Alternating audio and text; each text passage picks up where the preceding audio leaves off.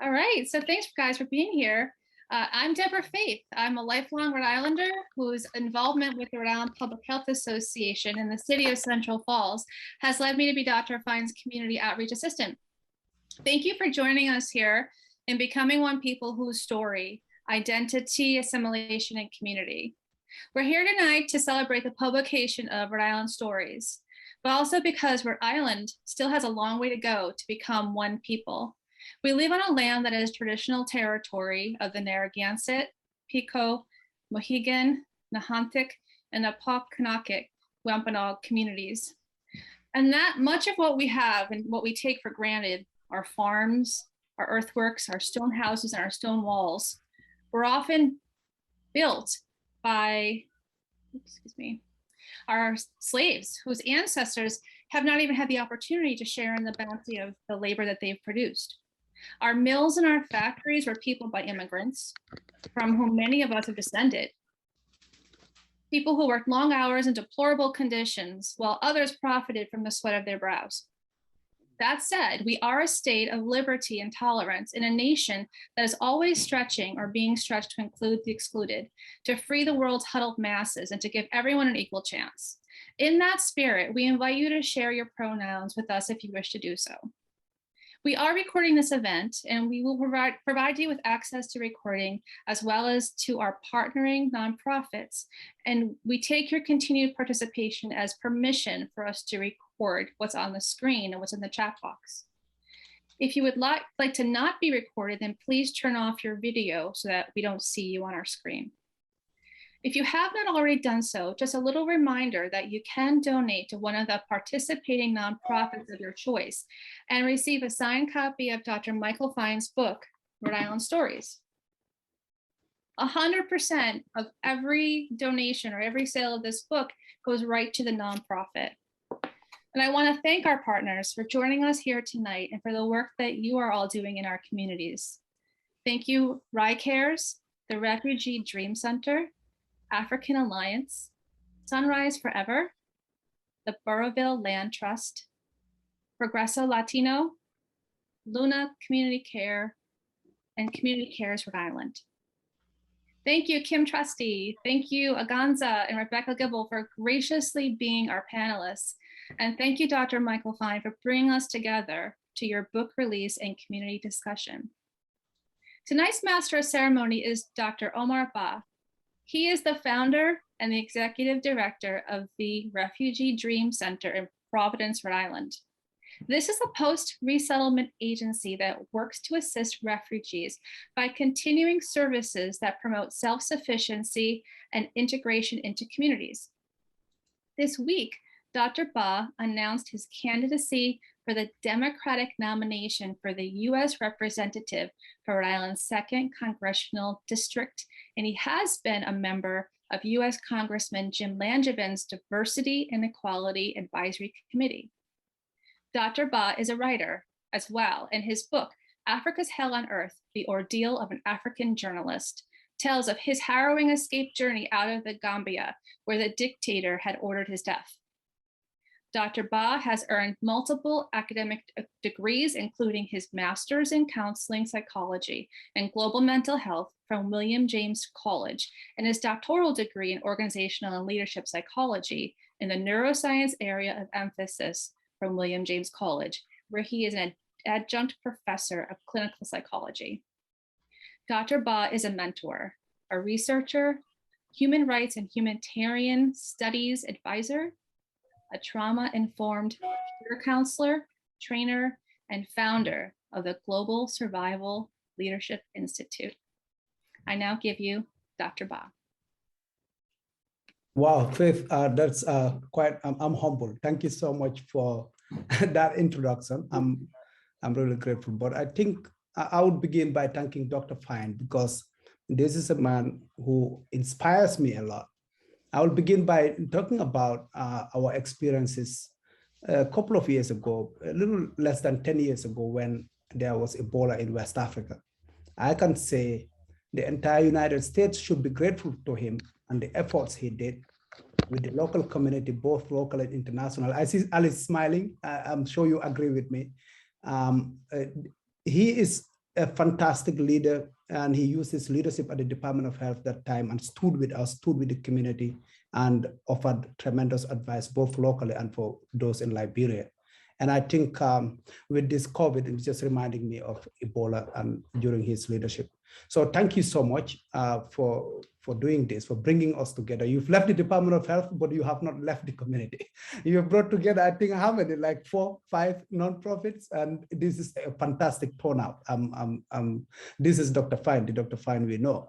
And I'm glad you come and join me in my profession, which is writer. That is what I first identify as. So yeah, now I can call you colleague. Thank you for doing this, Rhode Island Stories. I think this is really an amazing book that every Rhode Islander should read.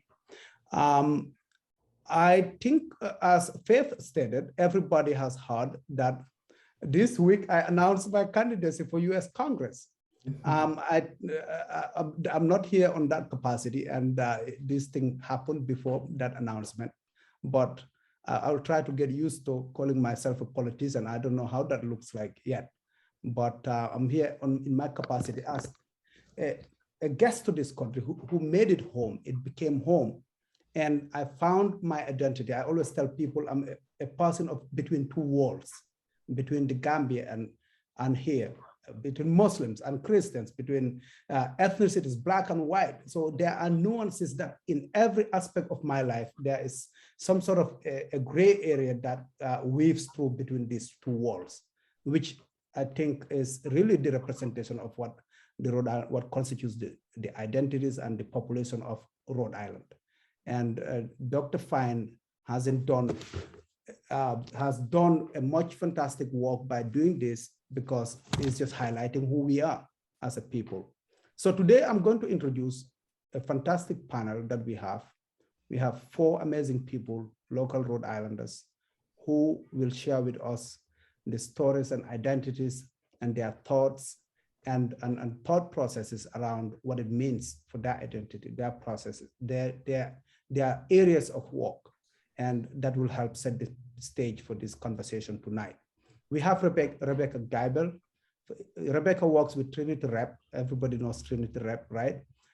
It is a theater company, and she works there as an actor, singer, and voiceover actress, and also a college professor. Rebecca, can you raise your hand if people can see you? Thank you. And welcome, Rebecca. And Kim Trusty, a Providence-based singer who has crafted her own style of jazz, R&B music, blues, and original music. She's also an actress, educator, recording artist, and producer. Hey, Rebecca. Hey, Kim. Sorry. Hey, Kim. Hello, everyone. Welcome. Agonza. I've had Faith mention your name earlier on, but Angela Gonzalez, in short, Agonza, is a Providence-based muralist. You know what mural means. When you go around Providence, you see the beautiful art around. So everybody would know what that means, because it makes our city look beautiful. She's also an artist in residence with the Providence Department of Art, Culture, and Tourism, and is a social worker. So then we have Dr. Michael Fine. Dr. Fine is a phenomenal human being. He has authored this book, Rhode Island Stories, as I stated earlier on. I have my copy here. And he's a community organizer, a family physician, a public speaker. He's done tremendous work with the city of Central Falls. Before that, as director of the Department of Health, he prevented an epidemic of the Ebola coming to the United States, most specifically Rhode Island, but also even probably helping contain it in Liberia. He's well loved and respected within our communities because of his sociable nature and caring for the work we do. So the conversation tonight will be set on the area of identity, because that is what we want the Rhode Island Stories to be about. In previous sessions, we developed the idea that this nation was founded on some important and liberating ideas, even if the nation was founded on them, was founded by a few who shared a culture, identity, and religion, but that our history is the history of stretching of boundaries as more and more people recognize the power of ideas and were brought here And some came, but they fought to be included in this nation and the ideals it represents. Even so, most of us struggle with identity. We are people of different cultures, but are we so? Are we people of our cultures of origin, our nations of birth? Are we people of our generations, of the culture of our generation, or just our faith communities? Or are we people of our neighborhoods, or the peoples that have made us, or the places that have made us? There are some mixtures. Are we people of those mixtures and those identities, or a mix of everything at once? Suddenly, some of us our cultures have created their own identity in the forms of music, some in the forms of jazz, zydeco, and hip hop. Social realist morals or arts is like that. Fantastic realism is like that. Science and fiction is also like that. It's all a mix of cultures that we've created that created new identities. So that said, how does literature, music, theater, and art serve to bring us together as a people? How do those arts help us solidify and protect our identities as a people? And how does the art help us to see ourselves as one people at the end of the day?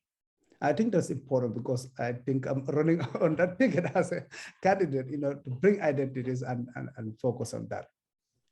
I'm going to ask each of our panelists to talk about their own identity and culture and help us understand that what is most important to them as an artist, cementing the identity that they have, bringing people together as a people, giving expressions to the hopes and dreams of people like them, giving expressions to the hopes and dreams of all of us, or perhaps challenging the ideas and hopes and dreams of some of us, or any difference, challenging the ideas and hopes and dreams that of some of us are any different from the hopes and dreams of all of us.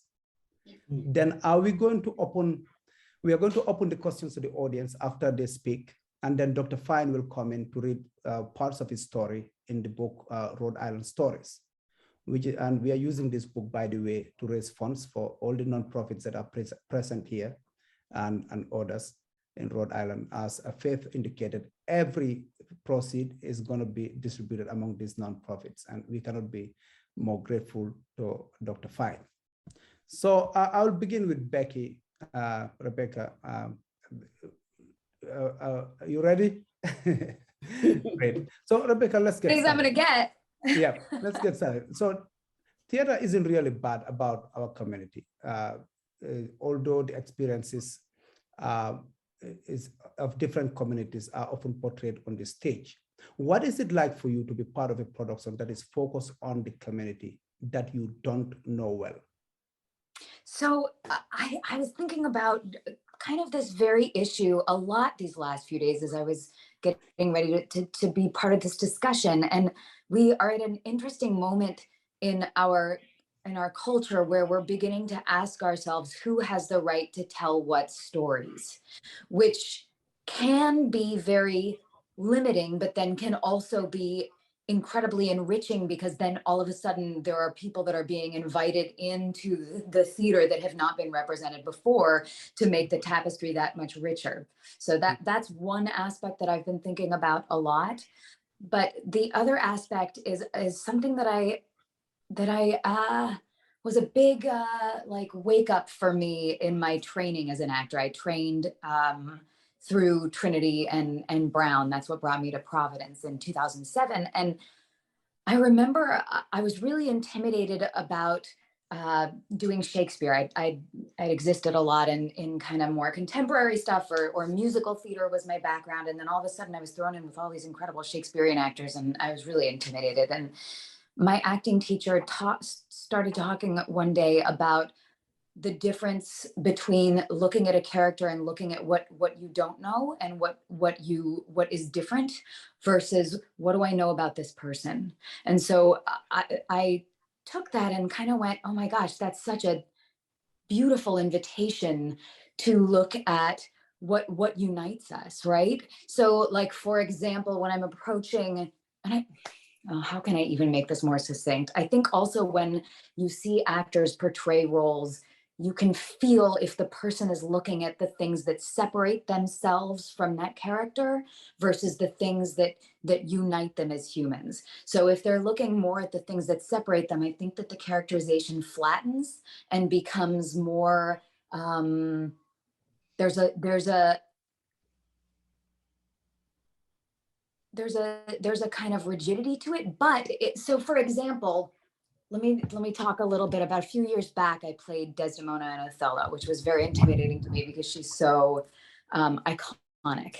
And I started out thinking, oh my gosh, she lived in a time that I don't understand, that was hundreds of years before. What do I know about that? She was married to a man who was way up in the military. What do I know about that? I'm married to an artist. She, was living within a marriage where she feared for her safety. What do I know about that? So I started out approaching her in a way that was like trying to change myself to put myself in her shoes. And I had a moment of awakening in a rehearsal one day when we were working on a scene with her and her dad. And I went, oh my gosh, this is a woman that loved her father so deeply that like the tearing asunder of that relationship launches this play. I love my father so much that it makes me cry to just think about it sometimes. And that sent me down the avenue of like, what do I know? What is elemental about her? What is it to love someone that deeply? What is it to be betrayed by someone you love? I know what that is. I imagine everybody here knows what that is. How do we look at people that seem so far away from us, and instead of going, oh my God, I don't know at all what that is, how do we find the essential things that are human, that make them human, that are one in us as well? And that's what makes theater magical, because I feel that if I'm approaching a role that way, you as the audience are gonna enter into that space and breathe differently with Desdemona, rather than going, I don't know what it is to be victimized and attacked by my husband. You can enter into that experience and understand the what if, and thus understand how she got to where she is, and not judge her for it. Does that make a little sense? Amazing sense. So let me just begin by saying, by the way, I came to Rhode Island in 2007 too. So we came at the same time. Nice. but just to follow up quickly, Becky, do you think your work helps set people free? And what does this mean to you? Oh my gosh, I hope so. I've been doing a lot of questioning really since probably 2016 about, does art matter and does art change the world? And I feel like I'm in the midst of a loss of faith. What I do know, I'm not sure if I don't know anymore if art changes people's minds. I don't know the answer to that question, but I do think that theater, and that the things that we do in the theater, bringing people together and asking big questions about what it is to live in a just society or to live in an unjust society, or what it is to be in a community, that asking those questions together in the same room and breathing together, I think does have the capacity to give people bravery, to stand together. And I do think that is powerful. So I hope that our art has the capacity to bring people together and unite them and make motion, make action, right? Because all of the other stuff, it's like on theater, on stage, the same acting teacher who was so brilliant was like, it doesn't matter if you feel it. It doesn't matter if you feel it inside as an actor. If they don't see it, it doesn't matter, right? So that's kind of the way that I feel about our art. And a big question I'm asking myself now is it enough to move people and make them feel, or do they have to be spurred to action? And I'm not sure that art alone can do that. Fantastic. That's amazing. So quickly, Agonza, how does your art education, how does it educate people about your roots and the roots of the communities of the people you work in? So it's so funny because, Rebecca, I feel like I've had that conversation with people, and I don't think it changes people's thought process or changes them, but it definitely inspires. So it makes a person, you know, I've been doing activism art since, oh my God, since like when I was in college, and everybody criticized me, like, why are you painting big plus size naked women? And why are you painting this Afro girl? Like, it's just like it was so many questions. Every time someone looked at my art, it was always questioning me. And I don't think people were questioning me. I think they were questioning us because they've never seen this before. I think that was the question. So for me, when I've been doing this, and when 2020 hit and all those sort of, I don't like to say riot because I don't think it was riot. I think people took advantage of the situation when we had those protests. So when they did they vandalized some of the property, people who were not part of the protest, I took the initiative with another organization that I work with very closely. I'm like, let's talk to these business owners and let me paint the board. And I painted it, and I'm not even lying to you. It didn't change people's minds, but it inspired them because I'm not even lying to you. I turned around, I had 2 news reporters behind me, and there was over 15 artists painting all the other boards. So it's not the fact that it changes. It's not working if I put this on before the thing starts. If I put this on, if I don't put it on before the thing starts. Sure, if that was me, I don't know. So I don't think it changes people's mind, but it definitely inspires people to think differently and to figure out, okay, like it just makes you question, like, I wonder if I like it changes their way of like, why are they thinking like that? So I think it's not about changing. I think art form is like an educational moment where you use that to just change this, like a thought. Thanks, Gonza. We're talking about the stories of Rhode Island, and I, as a native of Providence, I've seen those paintings. Actually, me and my wife, we drove our kids past those paintings just to make sure they see them and take pictures. It was really very inspiring. And well, coming back to Rhode Island, I mean, Rhode Island Monthly says that you are redefining public art in RI in Rhode Island. Do you agree with that statement? So, is this what drives you to be an artist, or is that an effect of something else? So what ways? Could you repeat what they said of me, that I'm a... They say you literally, you are a change maker. You are redefining public art in Rhode Island. I wouldn't say I'm redefining. I'm bringing up conversations that other people thought it was uncomfortable, and I'm just like putting it in their face. I think why I feel like they say I'm redefining it is because when people hear the word, oh, she's an activist, they're thinking, oh, I'm trying to avoid, discrimination against, people, Caucasians, against Hispanics or African American or whatever the case is. And honestly, for me, it's more discriminations within our own people, so for me, the conversation, it was more I come from Dominican Republic. I grew up my whole life in Dominican Republic, and I had a close friend who was shamed.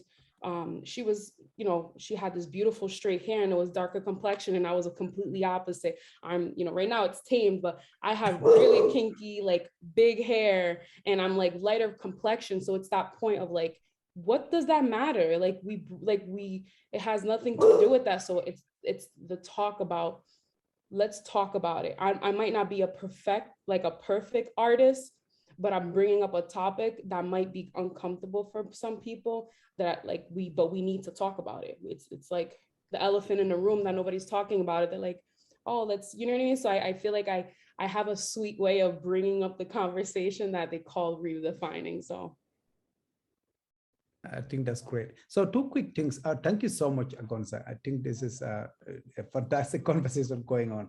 So if you are not speaking, can you please mute, because there may be some noise coming from different backgrounds.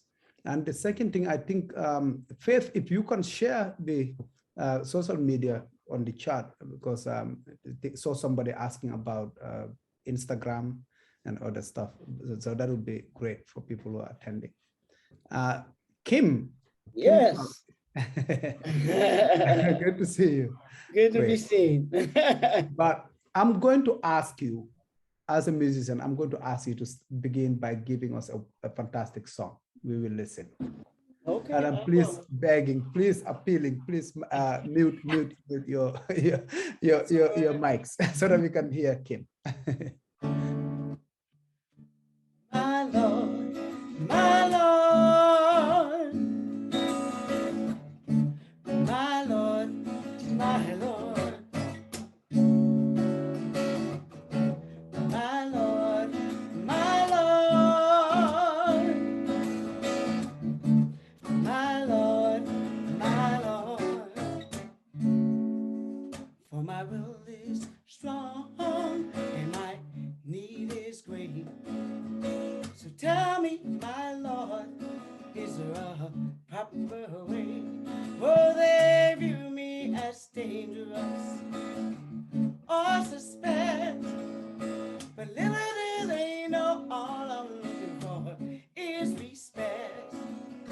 And these are some of the silent things I experience every day. My Lord, my Lord, my Lord, my Lord. Ageism, sexism, classism, racism. Can you tell me what will be the next doism? Protection, direction, and expectation. They question me as to whether I have an education. And these are some of the silent things I experience every day. My Lord, my Lord. Whoa, my Lord, my Lord. For my will is strong and my need is great. So tell me, my Lord, is there a proper way? Will they view me as dangerous or suspect? But little do they know all I'm looking for is respect. For my will is strong and my need is great. So tell me, my Lord, is there a proper way? My Lord, my Lord, my Lord, my Lord. My will is strong and my need is great. So tell me, tell me, tell me, is there a proper way? My will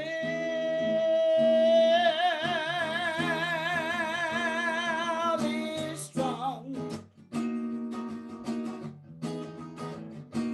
and my need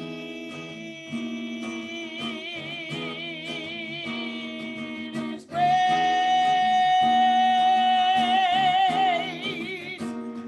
So tell me, my Lord, is there a proper way?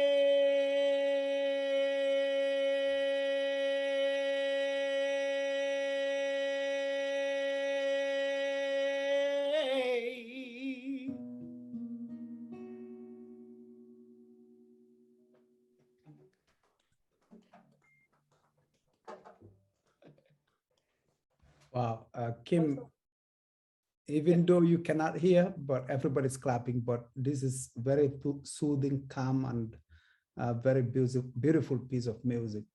I'm sure some of you who are from West Africa, you've heard of the tribe or ethnic group called Fula, F-U-L-A. Dr. Fine, you are very invested in West Africa, so you must have heard of the Fula tribe.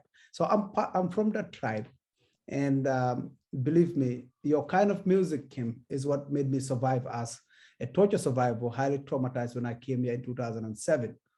Mm-hmm. That time, there was not much music out there. I would search on YouTube, I wouldn't find anything. And I loved that music that kept me, I needed it to keep me company. So I turned, because it's strings.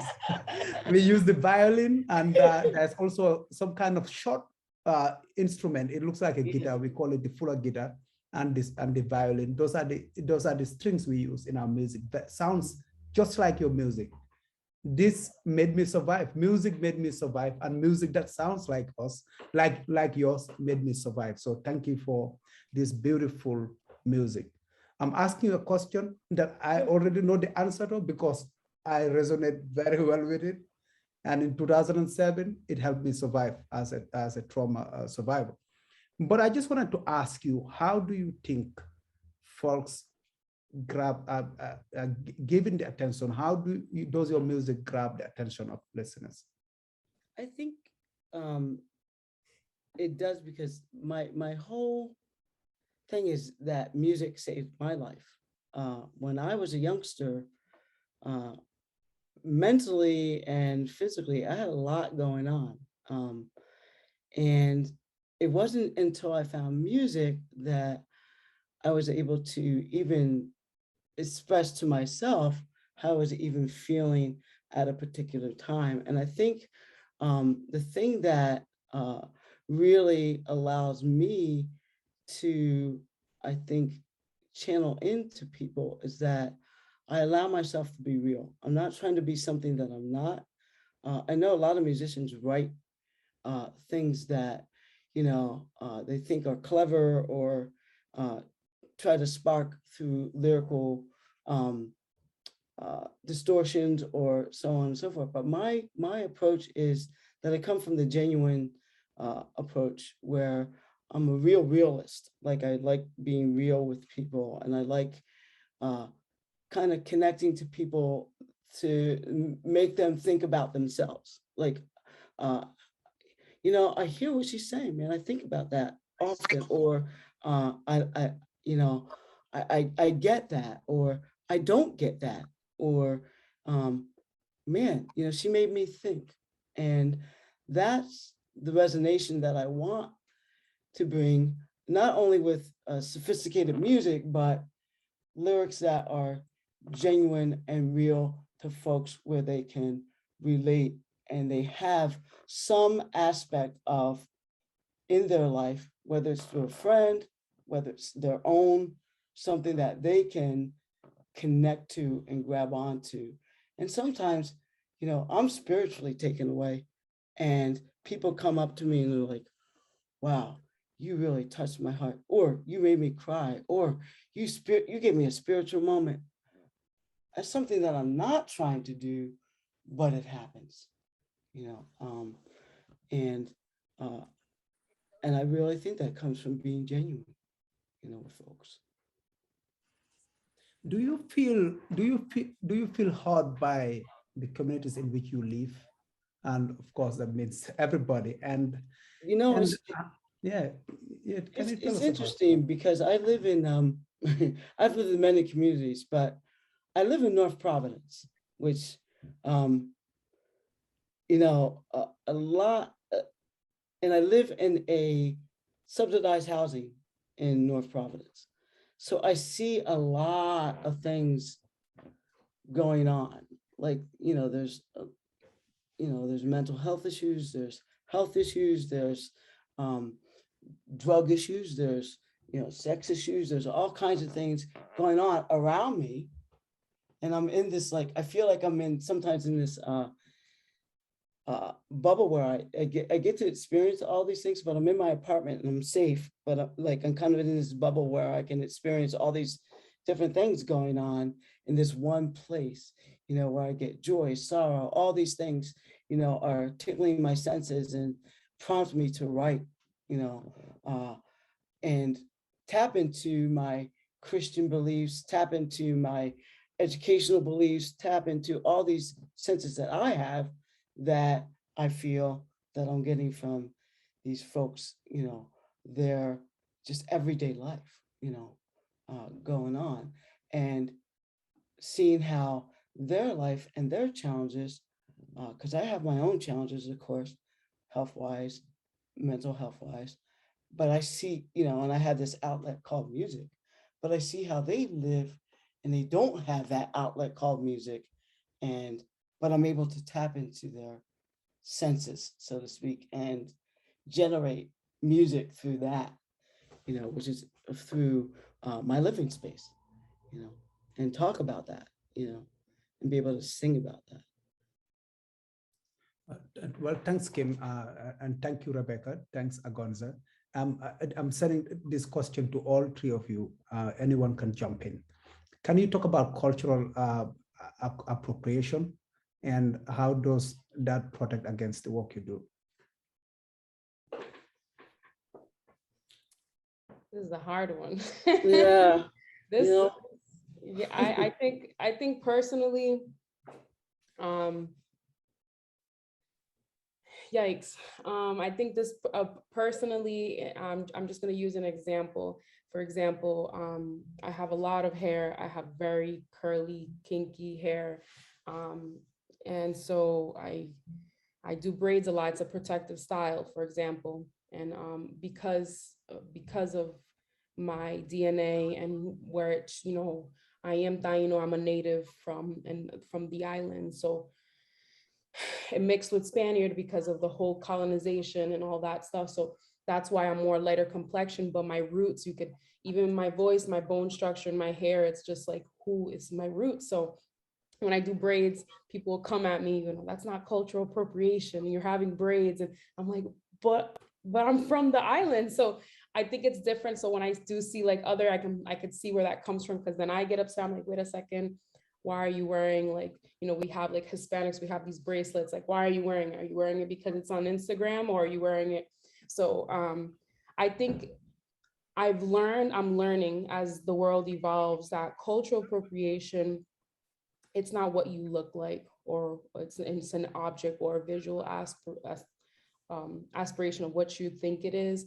I think cultural appropriation is, it's like a religion. It's what you grew up in. It's what I grew up in Dominican Republic. I even have family members who are not from Dominican Republic. They're not born, but they were raised there, and they have more roots, and they have that cultural aspects, like habits. And then I have people who are born from DR but were raised in the United States and don't have those habits. So it's all about your environmental, like what you grew up, so what people like, oh, what's your religion? It's like what you grew up in, what were you taught, what were you raised as?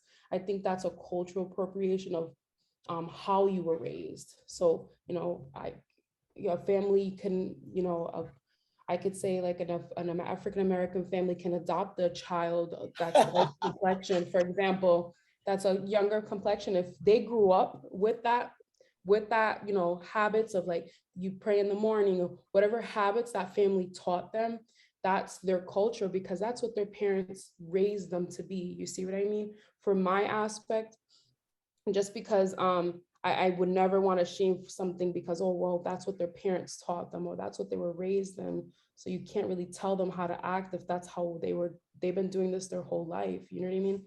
So that's my personal opinion on cultural appropriation. I have to jump in here because I was adopted, and I have to agree with you. I am too. Being raised in an adopted household, I mean, we all came from so many different places, but as we were all raised the same, and we had the same values, same, what our parents taught us, is kind of ingrained, at least myself, is ingrained in me, and helped shape me. My mother was an artist. She was a painter, and she also was a musician. She backed up people in the church. She was a fabulous pianist, which I heard music all the time in my house, whether it was jazz, folk, R&B, you know, Sly and the Family Stone, Michael Jackson, you know, Etta James, you know, Sarah Vaughan, Billie Holiday, you know, Marian Anderson, you know, even theater, you know, Porgy and Bess. I mean, we you know, what, you know, and my mother would paint these African safaris, you know, depicting, you know, and she would have these African masks, which I have African mask on my wall. You know, it's like these different things that would be around the house to remind us of our, you know, culture, where, you know, we came from. But being adopted, like I just recently was approached by a blood brother who found me and was like, you know, who, and I met 5 of my blood sisters, and we're all, because we were raised so, we're all like so different, but we're this blood family. It's so wild. It's like nuts. It's like, whoa, woo, whoo, you know. I'm like, who are you? But it's really interesting, you know, and I'm getting to know them. And, you know, a couple of us text like all the time, good morning, good night. But what I found out, which was I thought really interesting, across the board, every one of us is a Christian, a believer in Jesus Christ. Every one of us, across the board. There was like no, that was the one thing that was across the board. That was the only thing, really, that was across the board, you know. So very interesting, you know. That's wild. Wow, what an adventure that is. That must have been incredible to meet all those folks. Oh, it was crazy. I was on my way to a gig and I saw this long, like, I hear this ping on my phone. I see this long text. I'm like, I'm not going to read this now. So I take a break, and I'm sitting, you know, I'm on break at this, you know, barbecue joint where I'm playing, and I'm reading this, and I'm going, huh? Oh my God. Like, wow.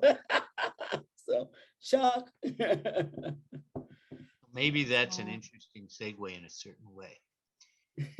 Thinking about the extent to which we really are incredibly connected, and remembering that we're incredibly connected.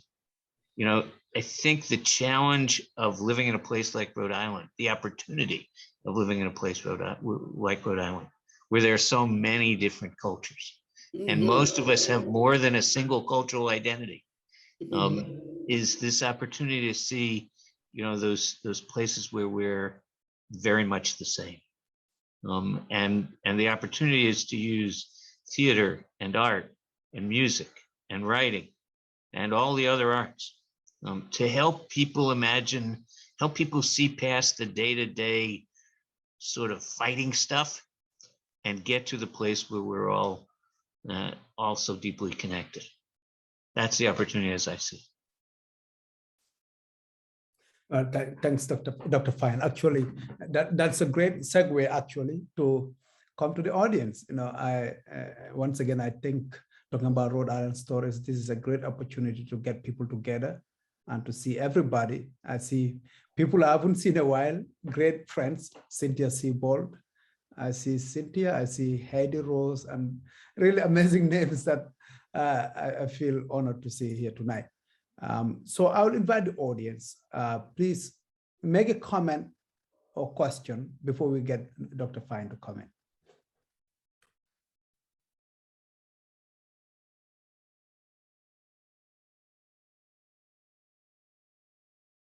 Don't be scared, guys.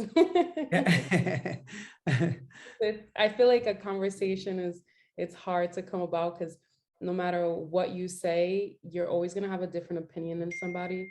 So never be scared to say something, because that's the whole point of being a community, is having that different perspective and bringing it together to have that conversation. So Jonathan Goyer said, Kim, I appreciate you sharing. Oops. Your personal story, your openness and experience helps me shape my perspective and understanding of the community that I'm part of. So Janet has a question. She says, I'm wondering about art and action. What does constitute action? Is it conversation, planting seeds, or listening?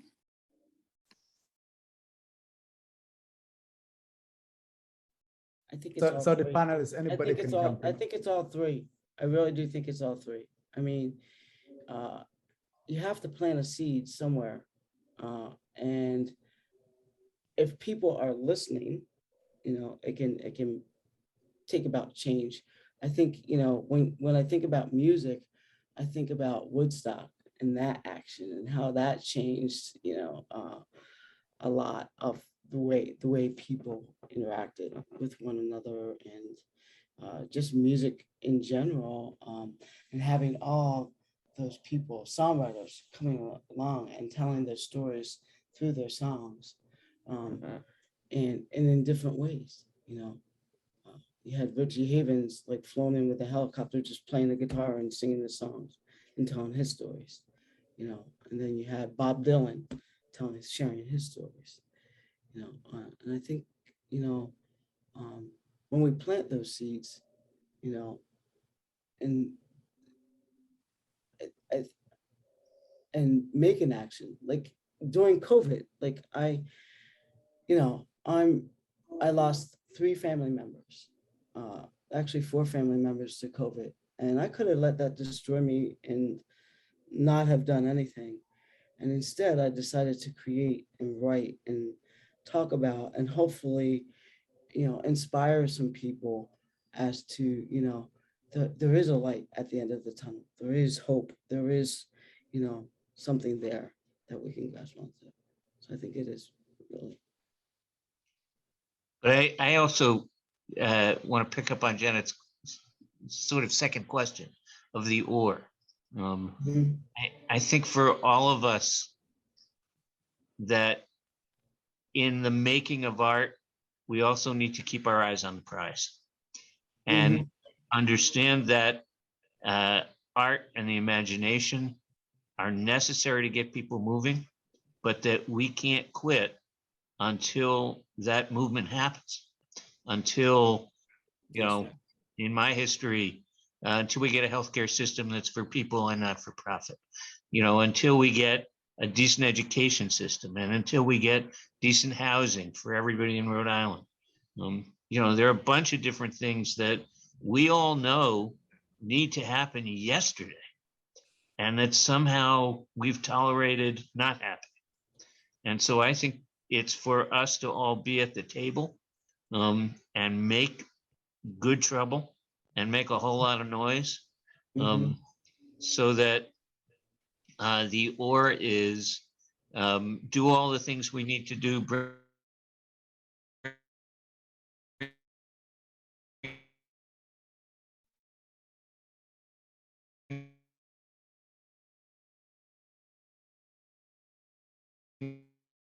People to the promised land. The comment from Cynthia Board that says, the comments from Kim that who gets to tell the stories is changing really struck me. I love that other stories and voices are being included in the dialogues more now. There's a question from Heidi Rose.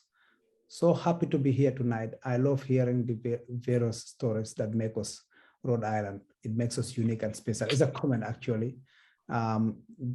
Any more questions and comments? I would just like to circle kind of back to that idea of who gets to tell the story is changing, because that's for me where the idea of like the interplay and idea of appropriation and what that concept means within art kind of centers, right? Because if we don't, like, yes, we are all one, but I feel like if I'm telling, like, if my theater company is telling a story and I'm interested in telling it from an African perspective, and I'm bringing in African music and taking those rhythms, and I don't have representation in the people that are running that room, and the people that are telling that story with their bodies, and the people that and the people that are sharing in the profits from the salaries, that's where appropriation happens. Because like we have such a deep history as white people of coming in and going, oh, I like that. I'm going to take that and I'm going to profit off that. But y'all have to stay over there, you know? So like we have, yes, we're one, but we're not, we like, oh God, we haven't yet reckoned. We can't all tell, like, I can't play certain roles, and I shouldn't, because those folks need to be at the table telling their own stories. So I think it is, and it's a conversation we're just at the beginning of, and it's like I have to give up ground in my own artistic stretch so that the voices that have been so stripped and absent, and like we've been mining other cultures for our own profit and glory, and in a way that is insupportable. And yeah, that's all I got. Just made me Wow, think that about sounds like yeah. sounds like Hollywood trying to tell the black man, black woman story. It's theater though. It's music. Like, it's music. everywhere. Yeah, it's everywhere. Fashion, It's everywhere. all of it. It's everywhere. Yes, I have to agree with that. I have to agree with it. It makes me kind of ill, but. I mean, think about all that money that was generated, all that wealth, and it went to the wrong pockets. Ah! I'm thinking about like now, and just like it is like the right person, because even like now that with all this stuff that happened in 2020, and so like I feel like now is when everybody's jumping on the train and is like, oh, now we need to have staff of color, and now we need to be more aware of pronouns, and now we need to, and then they use, and that's why I say like artists, like, you know, we're all some way our own little business or artists in our own way, but it's knowing the value and who can speak up. As me, I represent the Latino community. So, you know, we still got Latinos working in farms, and this, my people are still being, if you want to say enslaved, or being pulled in immigrants. So my people are still going through it. But I feel like right now it's more of like recognizing, you know, am I gonna go to an event where they're just using me to be like, well, this artist did all this stuff for the people of color and people from the West Side and the South Side, let's use her to make money off of Vaganza. And I'm just like, absolutely not. So, and that's why I feel like when I'm hearing you guys, I'm like, wait, we're talking past tense. It's happening right now. So it is. I have to agree with you. I mean, you know, you have grant writers out there doing the same thing. If I put this person in my grant, I can get this kind of money. Yes, you know, yes. Because, you know. This year, let me tell you something. I feel like me growing and representing my Latino community, I've had to, it was hard because I'm like, wow, that's such an amazing opportunity, but that's how they get me. And I had to turn down a lot of people because I just don't want that. The whole purpose of me was just to represent my, you know, my island, you know, Haiti and Dominican Republic, like that's my people. So I just never want to be a little trophy in the moment just so that they can get their numbers up. So it's definitely having that platform and who says the story. And I think I was the right person to be like, no, absolutely not. And it's interesting, you know, that you say that, because I, you know, when I talk about music, I mean, here's me, small town girl. I mean, I grew up in a small town in Pennsylvania called Media. And, you know, I started writing songs when I was 12 years old. And I was just singing what was on my heart. It didn't, you know, had nothing to do with black, white, anything. You know, this is the way I just played and sang. And that's the way I left Media, coming to Providence, and still am. I never really changed. Like, I never like bought into the whole, like, I have to sound like this, or I have to look like this, or I have to be this. If you listen to any recording of mine, no song sounds the same, because I treat them all the way that they needed to be treated, from a musical perspective. That's the way I look at it. It's like, I don't want to be put into this box, because I'm not. Like, I came from playing folk music. I love folk music. I play folk music to a school where it's prominently jazz, which I learned to love jazz at Berkeley, and was able to like integrate like jazz and folk and pop, and because all these genres is now like a melting pot for me. And that's what I do love about what I do, is that it's more of that genuine thing where, you know, I can include these different flavors to create a new flavor in a sense, you know, music wise. So well, thank you, all of you. These are all fantastic comments, and I can't thank you enough because you are all very authentic, and I like the idea of the present tense. You know, it's things are happening right now. Let's get them forward. I just want to, before we go to the next segment of this forum, I want to read a comment from Casey Gallagher.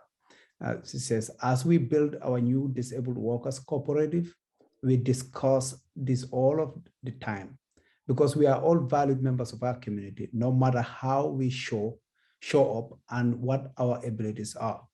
I was talking to someone today about how we need these conversations and thought partners in order to work towards collective liberation. We need to invite people in and celebrate our differences because all of our stories and lived experiences are valuable. I think that is a good segue to invite Dr. Michael Fine to read stories from the book Rhode Island Stories. Welcome, Dr. Fine. Thank you again, Omar. Thank you to all of you for being here tonight.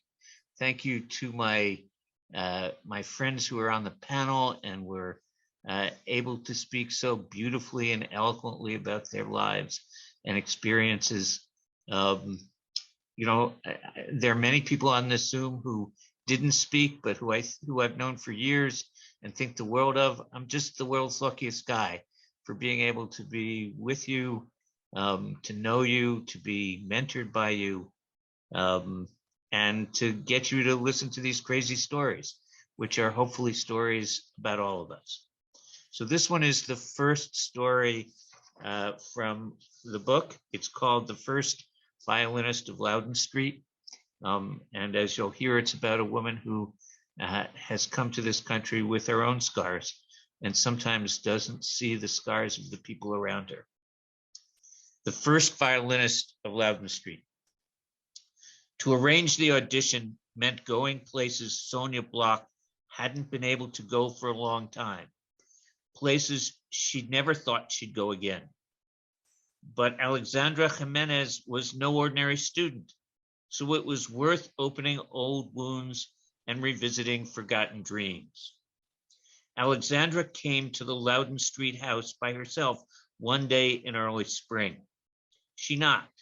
She was a slight girl carrying a violin case like so many others, about 12, with olive skin, long dark hair, and deep brown eyes that darted away between glances.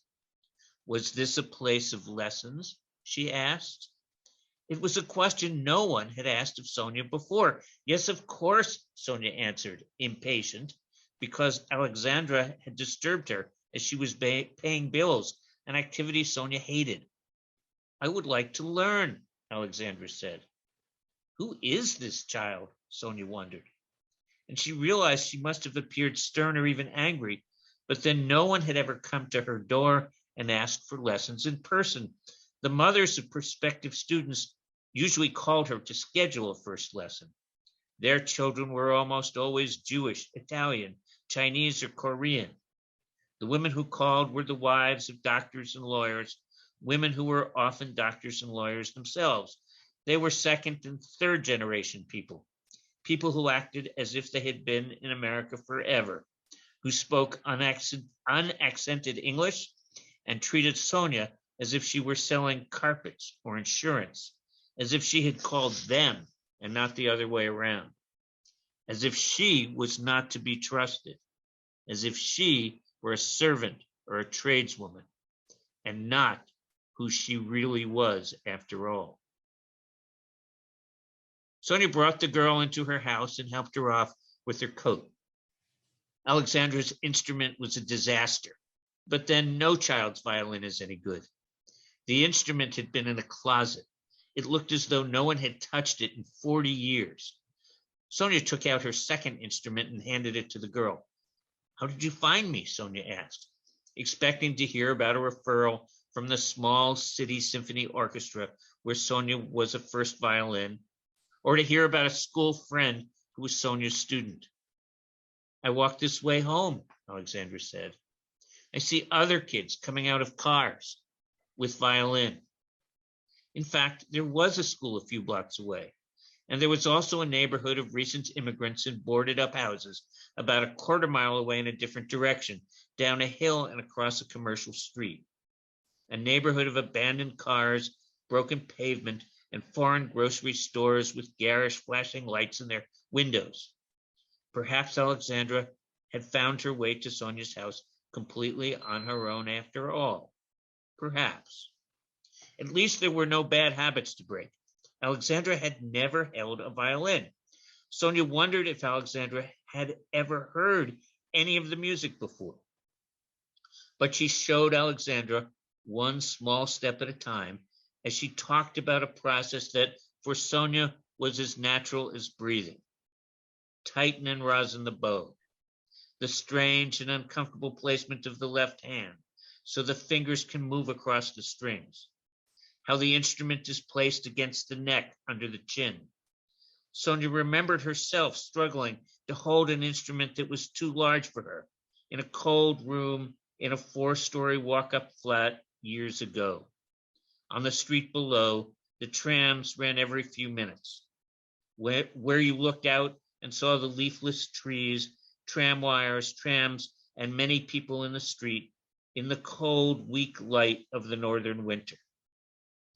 I want you to do nothing but hold the instrument for an hour a day until we meet again next week, Sonia said, doubting that she would ever see the girl again. Let me show you one more time. And then Sonia stood, feet apart, and lifted the instrument to her. She stayed perfectly still like that for a long time, with not one part of her moving at all, so Alexandra could see how it was done. Then Sonia drew the bow across a single string, a single long D. Sonia played this single note, a note shaking with depth and overtones, a note that made every object in the room resonate so that every picture frame and every teacup, every bowl and lampshade trembled slightly with their own inner music. I'll never see this girl again, Sonia thought, as Alexandra's wide eyes turned from Sonia to the violin itself. When Alexandra put her own instrument back in its case with hands that were still too small to play, her movements were careful and quick, as if she were handling an ancient family Bible, an object of reverence. She doesn't know you pay for lessons, Sonia realized, as she gave the girl a time for the next week. Then Sonia stood at the storm door and watched the girl walk down the walk to the street. It's only a few minutes, Sonia told herself. These people are new in the country. They have different music, different traditions. Sweet child, but clueless. She can't do much harm with that instrument, but it will frustrate her. She won't be back. It's strange to remember and strange to live again in memories that come back without effort when you least expect them. Sonia's own beginning was completely different. She had emerged in a world of buildings, of trams and books, and of the music everywhere. She remembered her parents taking turns reading stories to her at night, and she remembered Mozart, Haydn, Beethoven, along with the stories. Although now she could remember the melody and the phrasing, the music, much more clearly than she could recall the stories themselves. Peter and Katrinka, ice skates, racing on the ice, little boys falling through, Mozart, Concerto No. 4, Handel, Concerto Grosso, Opus No. 3 and 4 in F, the last quartets, the radio and their record player, which Sonia's father valued more than anything else, the records smuggled in from Moscow and Tel Aviv. She was 4. Her father didn't play well. The instrument came from a pawn shop. He bought it early one spring when there was no food to spend money on, in the days before he lost his position at the university and began to work in a dry cleaner's before he left for America. The seam between the back and the side was open, and the fingerboard had come off. Sonia's mother was angry when he first brought it home. Wasteful, she said, just fantasy. We need bread and meat. But Sonia's father, who could fix anything, found a friend with hide glue. He and his friend put the instrument back together, and then there it was, restrung, ready to play, and almost as big as Sonia herself. One night, when Sonia's parents' friends had gathered and two of their friends were playing, Sonia lifted the violin.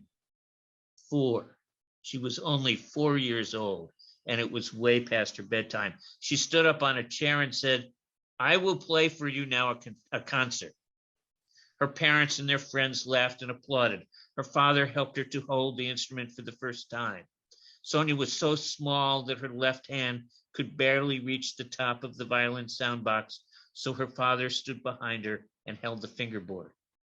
Even then, the bow was too heavy for her small hand, so her father reached around and held her hand in his as he held the bow for her and placed her hand and the bow on the strings. But it was Sonia who drew the bow. Her father, in his wisdom, angled the bow just right.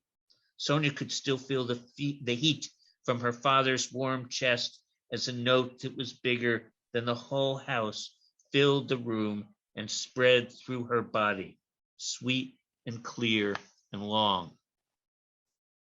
The girl came back 10 minutes past the appointed time.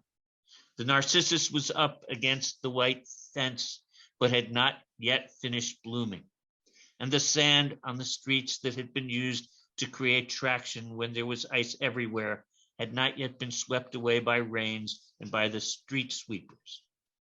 Alexandra was wearing a red spring coat that was too long and too thin for the coolness of the day. Sonia helped her off with her coat and went to the kitchen to turn on the electric kettle so she could make Alexandra a cup of tea. When she came back to the parlor, Alexandra had the instrument out of the case and was holding the violin exactly as Sonia had shown her to hold it. She was standing in the window, so the slanted, warm yellow light of later afternoon bathed her face and upper body. When Sonia came into the room, Alexandra drew the bow over the G string. The note was clear and long. Then the girl upbowed, a stirring and clear A. Sonia inhaled with the upbowing, and that breath, which was a breath of pure pleasure, suffused her body so she stood taller and fuller than she had a few moments before. "I did not tell you to play," Sonia said. "I told you to just hold the instrument, nothing more. An hour a day. I did not give permission for the playing of notes." The little girl lowered the instrument, her face deflated, and Sonia hoped that the girl was not able to see any of the pleasure that Sonia felt in her face or the joy she felt inside herself.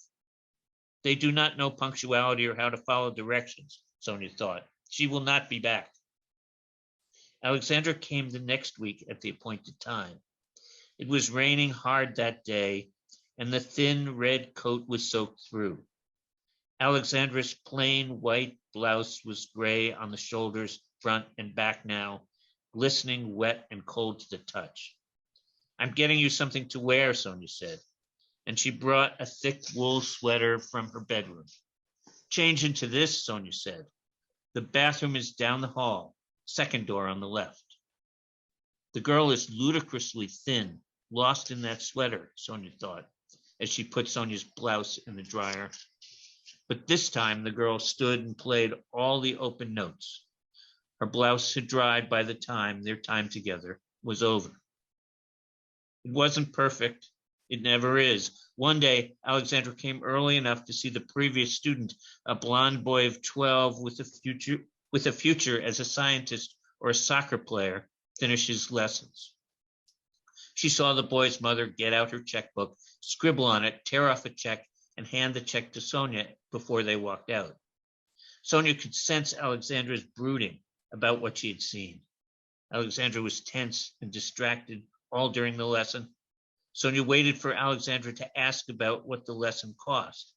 but the child didn't seem to have the words she needed. This girl needs to learn how the world works, Sonia thought, although Sonia did not want either to cause the girl embarrassment or to let the girl off the hook. In the summer, Alexandra missed a lesson, confirming what Sonia already knew. She's had it. She's done. No discipline. They don't know anything about this music.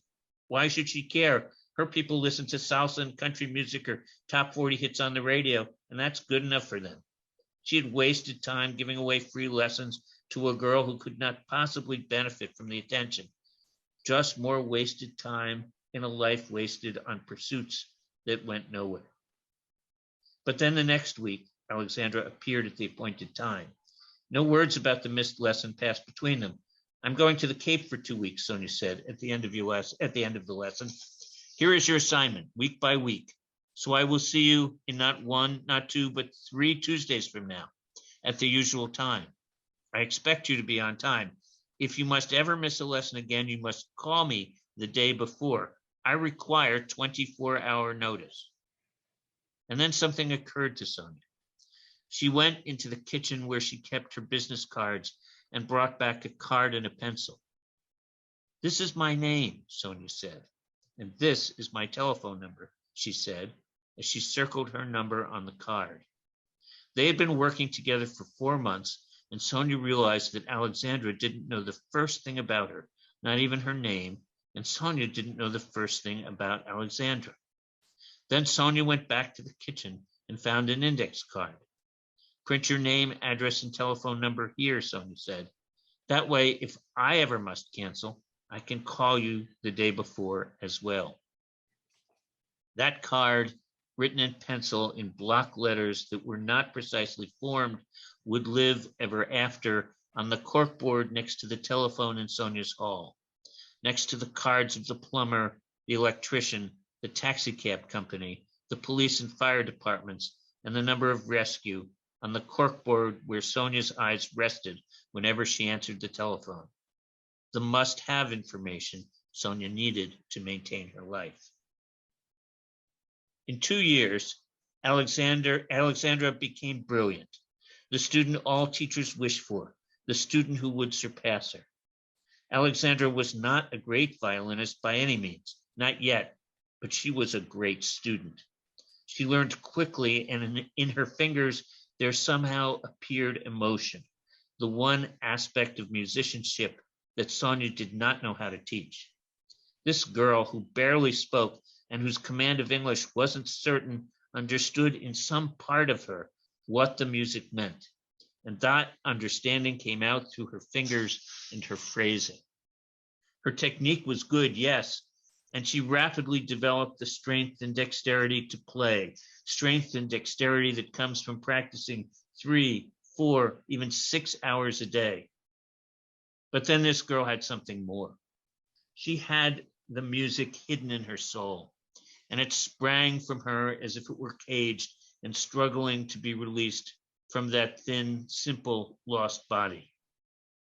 Sonia was a good teacher, but soon Alexandra would need a great teacher, someone who could frighten her and drive her, but also a teacher quietly connected to the great performers and the great orchestras, a teacher quietly sought out by the world's great ones, who would come from near and far to take a private lesson, looking for a new tone or to polish a texture so they could go from confident and musical to great and stirring, from polite applause to 20 minutes of a standing ovation. Alexandra would have to go to Boston or New York to live, and she would have to give her whole life to the music, to do what Sonia had been unable to do, and to realize what Sonia had been unable to realize. Sonia's first teacher had made those connections for Sonia when she herself was 12, just a girl living in Buda. She had been thin herself, thin and quite pale, just old enough to understand the paleness of her parents and to know the meaning of the numbers on their arms, and just aware enough to know their anxieties and sleeplessness, which became her anxieties and her sleeplessness. Sonia was old enough to remember the red stars, the red flags, and the huge public statues, and was also old enough to remember when the trams ran every 5 minutes and were free.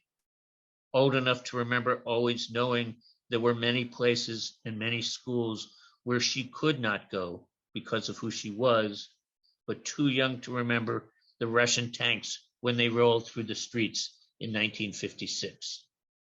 There was always music in their flat, even when there was little joy. Sonia's first teacher brought her to Simhausen when she was 12. The great man looked through her as she took her instrument out of the case. Is this one strong enough? She sensed, he asked himself as she lifted her instrument. He was thinking, will she stand up to what I am going to demand that she does, or will she crack? What I will demand on top of everything else, in spite of it, in spite of those years no one spoke of what they had lived through, because all of them had lived through it together. And the words about it conveyed nothing compared to what it meant to have survived. But Simhausen was shocked when Sonia played. She was so thin. Simhausen was accustomed to precision from the students brought to him to audition. He knew virtuosity, but Sonia surprised him. The story of what they had experienced came through her, even though she had not experienced any of it herself. The pain, the fear, the loneliness, the cold and the starvation and the exhaustion, the loss, the endless losses, their survival, yes, the survival, but only as a fragment of what had been before, a whole world entirely lost. It was all there in her playing, miraculous. Sonia stood up while she played, and then he paced. 5 years of work, endless work, he said. And then perhaps, only perhaps, I am not certain she will last. Now, the great teacher, the great man, was a woman, Vivienne Leung. She was 10 years younger than Sonia and was better known as a teacher than she was as a performer. She had studied with the great teachers who taught Sonia's generation. She had performed all over the world. She had won the major competitions, and then she had withdrawn from performing to teach. She had also studied with Simhausen, though in the last years of the great man's life. Vivienne was coming to Providence in November for 36 hours as a guest soloist with the orchestra. The orchestra would rehearse on its own for weeks before the performance, and then would rehearse once with Vivienne the night before the concert. Vivienne would give a master class in the early afternoon on the day of the concert, then a radio interview, then a stop at Brown to be on a panel, then a performance at the Vets, and then off to New York by train in the morning. Sonia, who had been first violin in the Rhode Island Philharmonic for 30 years, heard in May that Vivienne was coming. The pieces were announced, the scores distributed, and the orchestra would begin rehearsals for those pieces in early October. It was Sonia's hobby, playing in that orchestra. A little orchestra in a little provincial town, just to keep her hand in and to attract students. Teaching kept Sonia alive now. There was an intermediary in London, a friend who Sonia had played with in Budapest before she emigrated. Emails went back and forth. I have a promising student Vivienne should hear. The friend in London had to remind Vivienne who Sonia was, who she had studied with, and who she had been, and who she could have become. Vivienne finally responded. There are a few minutes in the late afternoon. Have her come to my hotel. Have her prepare 3 difficult pieces. She should expect me to grill her, to push her, to try to break her. There is something of the old man in me, Vivienne wrote, once she understood Sonia's lineage. By this time, Alexandra had become more presentable, but there was still a part of Alexandra Sonia just didn't know. Many parts. Alexandra had achieved technical mastery of all the pieces Sonia rehearsed with. She stood correctly. She breathed correctly. Her tone was perfect and her phrasing was immaculate, so good that Sonia didn't understand how she had come by it. As her technique improved, Alexandra had learned to look the part of a performer. Sonia brought her to hear the orchestra when they played, to rehearsals and to performances, picking her up in front of her house in that neighborhood that was both close by and so far away, and dropping her there after the performance, before Sonia joined the others for coffee or vodka and to decompress. Alexandra took a black skirt Sonia gave her, added a white blouse, and learned to look perfectly respectable. Her long, dark brown hair was now brushed back and hung almost to her waist, reflecting the order and luster of hundreds of brushstrokes. Her ochre skin added depth to the whiteness of her blouse. Her almost black eyes, opaque and subterranean at the same time, made her appear close and mysterious at once. But Sonia didn't know how Alexandra lived. Sonia had never been in Alexandra's house, which was on a street few people knew. The house was pale green and gray, and it was a pale green and gray-white triple-decker with almost no yard, a broken up cement driveway, and a grape arbor made of old iron pipes in front. The tiny porch with 3 rotting steps and no handrail led to 2 doors. Next to each door was a line of doorbells and nameplates, but most of the name cards had been scratched out, written over, or just blank.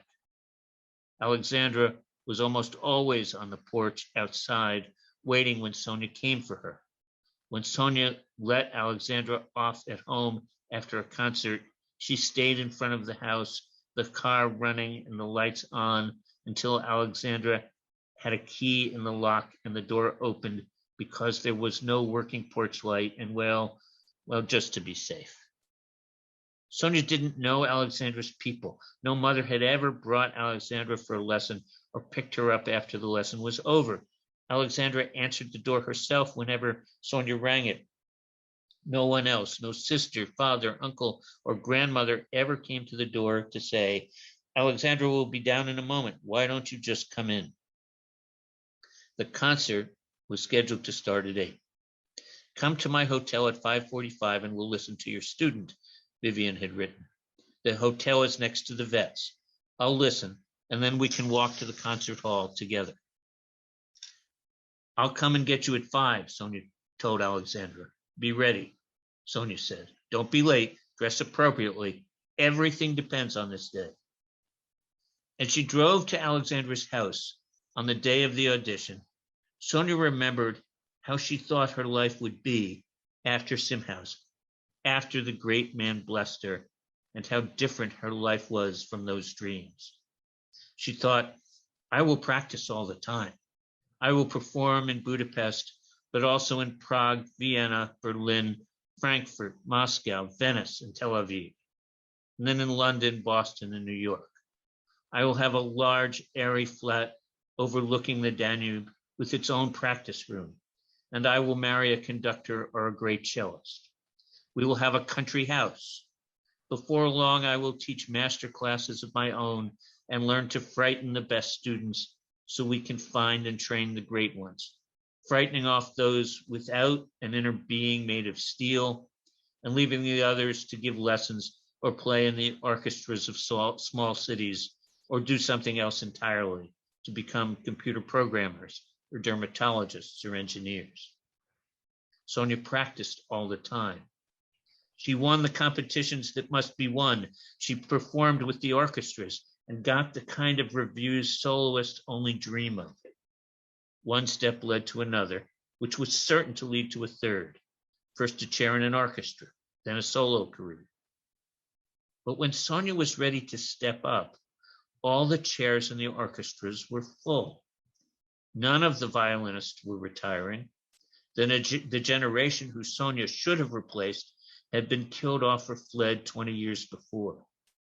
Those who filled their seats, whose playing was perhaps not at the level of the pre-war years, were in those seats nonetheless and didn't plan on leaving for another 20 years. Prague or Moscow perhaps, but nothing at all in Budapest. Then there was political turmoil, and with turmoil came years of shortages before the wall came down. And then came a few years of chaos and more shortages. In those years of turmoil, the established pathways to a secure place had fallen apart. You couldn't simply go from Budapest to Moscow anymore, and in Moscow earn the respect needed to travel internationally. Instead, you had to emigrate and start all over in London, New York, or Tel Aviv. Then suddenly it became possible to travel and even emigrate. Sonia met a chemist after one of her performances, a chemist who knew the music. When Leonid courted her, he promised London and New York.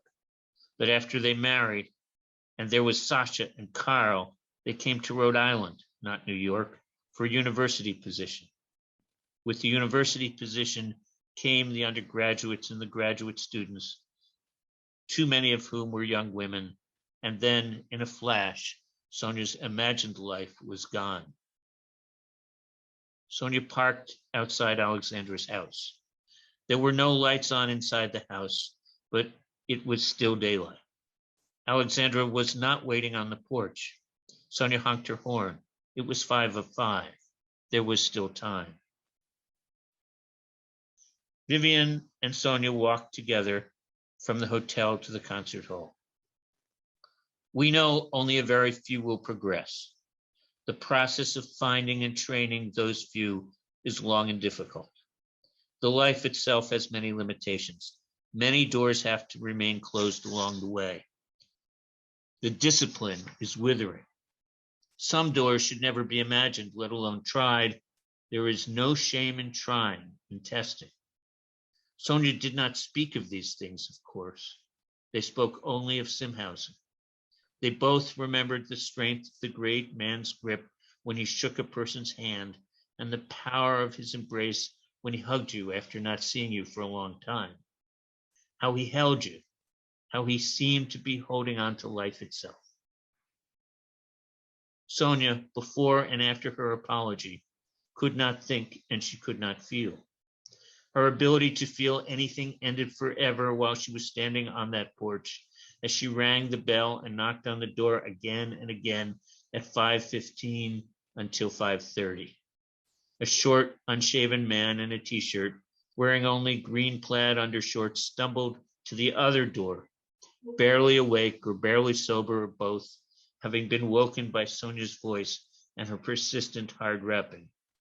"No here," he said, when he saw her knocking on the other door. "No home." And then he turned away, closed his door, and walked back up the stairs. Even so, Vivian treated Sonia with respect. Sonia had studied with the old man. Sonia knew now who Sonia once was and who she could have been. The concertmaster came on the stage as the orchestra was warming up, each instrument making a note or two to test the precision of their tuning. Together, they created a bright cacophony of hopes and expectations. The concertmaster stood, raised his bow, and the instrument quieted. He sat. The conductor came on the stage to applause, waved, and then bowed. The conductor went to the microphone and said a few words about the program in each piece. Then he introduced Vivian, who took the stage confidently, wearing a low-cut black silk dress and pearls. She stood in a spotlight, waiting for her cue. Sonia sat stage left, in the row of first violins. The conductor raised his baton. Sonia drew her bow across the strings. The note Sonia played was sweet, long, and clear. It came not from her instrument, but from inside Sonia herself, from her chest and pelvis, from her belly and her back, from her thighs and her shoulders. Her body and soul wrapped itself around that note, perfecting its pitch and intonation as the note went free, tuned by every part of her. Sonia hated Alexandra in that moment and loved her. She hated life and loved life both at the same time. The note joined itself to the timbre and tone of the orchestra's rising sound, which felt as if it was ascending to heaven itself. And then the note disappeared. The end. Thank you very much, all, for being here tonight and for the work you do every day, and for being part of Rhode Island and this amazing place we all get to live together. And with that, I think we wrap up and say a special thank you to Omar and to Kim and to Aganza and to Becky and to Deb Faith, who put all this together, and to the organizations that do all the incredible and important work that is being done every day in Rhode Island by all of you. Thanks, everybody. Thank you, Michael. Thank you so much. Thank you, Michael. Yes. Thank you all. Good night. Good night, everyone. Thanks a lot. Bye-bye. Everybody, good night. Good night. To do this again sometime. Good night, Yes. everybody.